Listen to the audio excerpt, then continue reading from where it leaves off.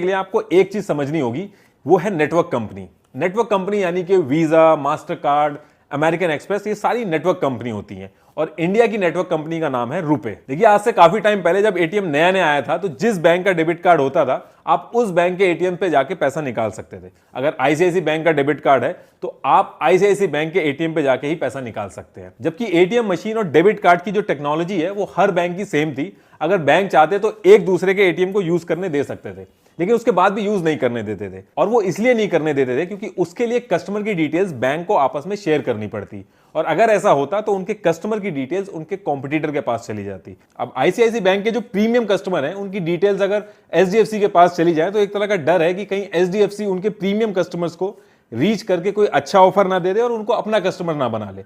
पता चले एक एटीएम मशीन को यूज करवाने के चक्कर में दोनों बैंक एक दूसरे के कस्टमर्स को रीच कर रहे हैं। और आप देखोगे कोई भी बिजनेस हो, कोई भी अपने कॉम्पिटिटर को अपने कस्टमर का डेटा नहीं शेयर करेगा। तो जो उनका डर था वो काफी जेन्युइन था। अब यहां पे नेटवर्क कंपनी पिक्चर में आती है, जैसे कि visa, master card, American express, RuPay. इन्होंने कहा कि ऐसे तो हर बैंक का नुकसान है, पूरे इंडिया में मशीन बहुत लगानी पड़ेंगी, बहुत सारा पैसा लगाना पड़ेगा और इंफ्रास्ट्रक्चर भी बहुत बड़ा लगाना पड़ेगा।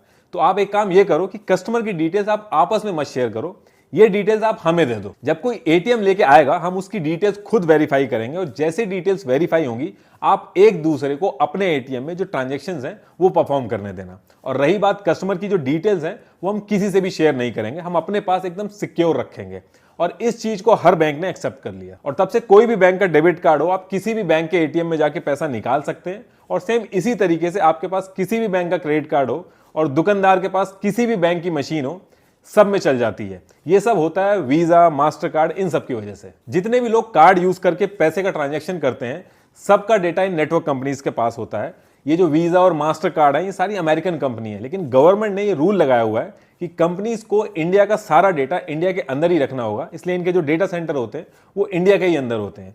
वीजा, मास्टर कार्ड का यूज करके आप ऑल ओवर वर्ल्ड में कहीं भी ट्रांजैक्शन कर सकते हो, और दुनिया का कोई भी बैंक हो, वो बस नेटवर्क कंपनी से आपका डेटा वेरीफाई करेगा और ट्रांजैक्शन करने देगा।